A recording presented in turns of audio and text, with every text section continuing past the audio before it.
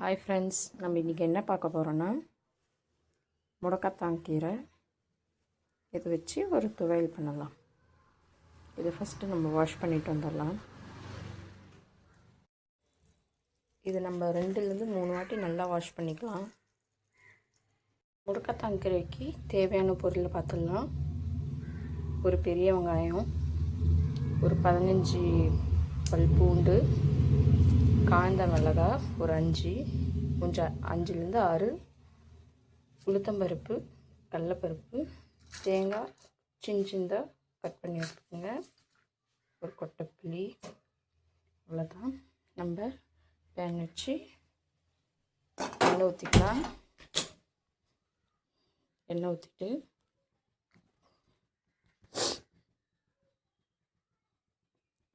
எண்ணெய் காஞ்சதும் நம்ம கடுகு போட்டுக்கலாம்.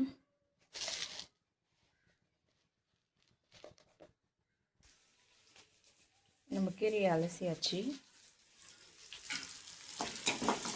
நம்ம போட்டதும் ஓரளவுக்கு வதங்கிடுச்சு.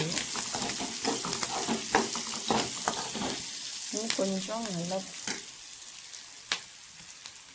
ப்ரௌனிஷ் ஆகட்டும்.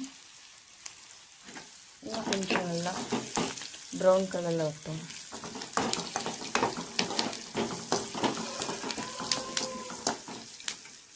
ப்ரௌன் கலரில் வந்த பிறகு நம்ம வச்சுருக்க தேங்காய், புளி, கீரை இது 3த்தையும் ஆட் பண்ணிக்கலாம்.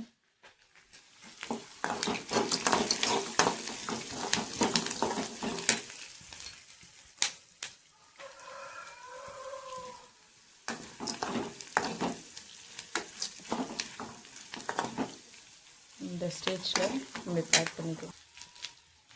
இப்போ நம்ம கீரையை கொஞ்சம் கொஞ்சமாக ஆட் பண்ணிக்கலாம்.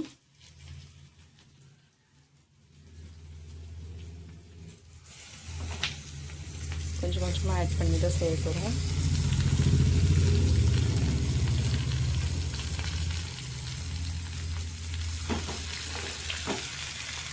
நல்லா வதங்கட்டும்.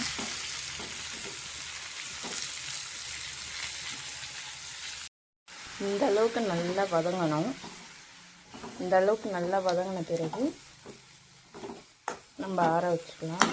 கேஸ் ஆஃப் பண்ணிட்டு ஆற வச்சுக்கோங்க.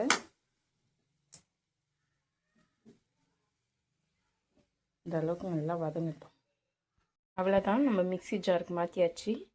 தேவையான அளவு உப்பு போட்டு நம்ம இது மிக்ஸி ஜாரில் அரைச்சிட்டு வந்துடலாம். அவ்வளோதான், நம்ம அரைச்சிட்டு வந்தாச்சுப்பா.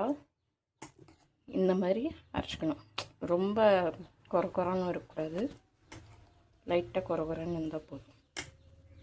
இப்போ இதுக்கு நம்ம தாளிப்பு எண்ணெய் கடுகு போட்டு கொட்டிட வேண்டியது தான். அவ்வளோதான். இன்றைக்கி நம்ம வீட்டில் என்ன சமையல்னு பார்க்கலாம். புளி சாப்பாடு, முடக்கத்தான் கீரை துவையல்,